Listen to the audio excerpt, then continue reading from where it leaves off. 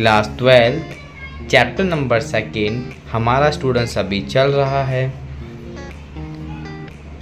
जहाँ पे आज का हमारा टॉपिक है वो है आपका डिवाइन किंग। डिवाइन किंग का मतलब जनरली स्टूडेंट्स आपका होता क्या है, जब किंग अपने आप को कंसीडर करे, किंग जब अपने आप को माने कि या तो वो क्या देवपुत्र है, मतलब सन ऑफ गॉड है, भगवान का बेटा है, या भगवान के द्वारा भेजा गया दूत है, उसे हम बोलते हैं डिवाइन किंग। और इस टाइटल को सबसे पहले किसने लिया था?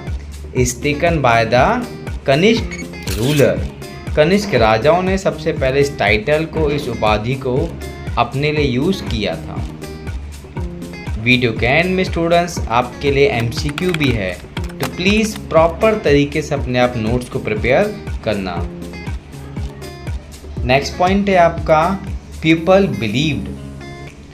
जितने भी राजाओं ने इस टाइटल को लिया है डिवाइन किंग का, उन सब का एक ही पॉइंट मानना था, पावर केम फ्रॉम गॉड। जो भी उनके पास आशक्ति है वो उनको भगवान से मिली है, इसीलिए वो कोई भी कॉमन मैन नहीं है, एक साधारण व्यक्ति नहीं है। So that king commands were seen as a sacred and final.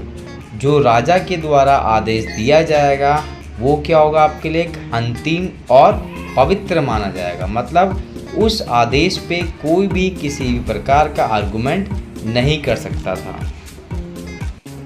Students ये था आपका डिवाइन किंग। अब हम बात करते हैं इसके की फीचर्स के बारे में, मतलब इसकी विशेषताओं के बारे में।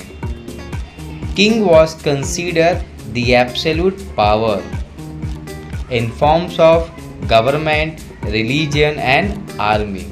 ऐसे में क्या हुआ, राजा आपका एक प्रॉपर वहाँ का क्या बन गया, निरंकुश शक्ति बन चुका था। ऐसी शक्ति जो सरकार के ऊपर भी है, धर्म के ऊपर भी है, और वहाँ की सैन्य से भी सबसे ज़्यादा बड़ी शक्ति राजा की थी। He was treated like a divine figure, God alike, जहाँ पे क्या उसको एक भगवान की तरह दर्जा दिए जाने लगा था।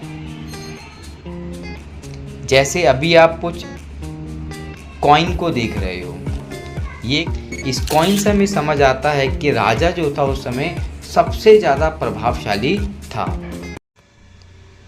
अब जब हम बात करें कॉइन के साथ साथ, स्टूडेंट्स आपको पता है कॉइन के साथ साथ उस समय साम्राज्य में मंदिरों को बनाना और रिलीजियस सेरेमनीज, मतलब धार्मिक सभाएं उस समय राजा के एक ऑनर में की जाती थी।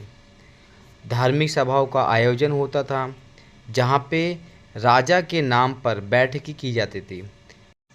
इन पूरी कंडीशन से आप अपने आप रियलाइज़ कर सकते हो, महसूस कर सकते हो how king were important during that time. उस समय राजा लोग कितने महत्वपूर्ण हुए होंगे।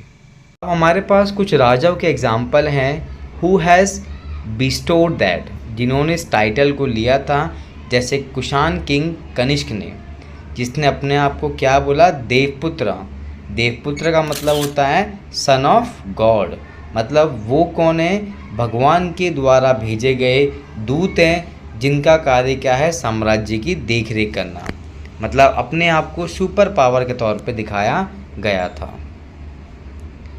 और साथ में इन्होंने अपने टाइम पे कॉइन्स भी बनाए। अब ये जो कॉइन बनाए जा रहे थे, इनका मेन मैनिफेस्टो क्या था, पर्पस क्या था, to help king to increase authority, ruled large empire easily. इससे क्या हो गया, अब ये डिवाइन किंग से फ़ायदा क्या हुआ स्टूडेंट्स, फ़ायदा ये हुआ कि राजा ऑल ओवर साम्राज्य में आसानी से अपनी पकड़ को बना सके थे, क्योंकि राजा की जो अथॉरिटी थी वो ज़्यादा प्रभावशाली थी। ऐसे में जो राजा की अथॉरिटी का कोई चैलेंज भी नहीं कर सकता था। ये वो सभी एमसीक्यू हैं जो मैंने आपको पढ़ाए हैं। व्हाट डज द टर्म देवपुत्र मीन, देवपुत्र से मतलब होता क्या है, तो जस्ट मैंने अभी आपको बताया है, देवपुत्र का मतलब होता है सन ऑफ गॉड। तो इसका आंसर है स्टूडेंट्स ऑप्शन नंबर सी। ये आपके चैप्टर 2 के MCQ चल रहे हैं अभी students. Which ruler first use the title देवपुत्र? देवपुत्र का टाइटल सबसे पहले किसे मिला था? अशोका, चंद्रगुप्त मौर्य, कनिष्क एंड समुद्रगुप्त। तो इसका आंसर है स्टूडेंट्स कनिष्क, जिन्होंने सबसे पहले देवपुत्र टाइटल को लिया। Thank you very much students. आप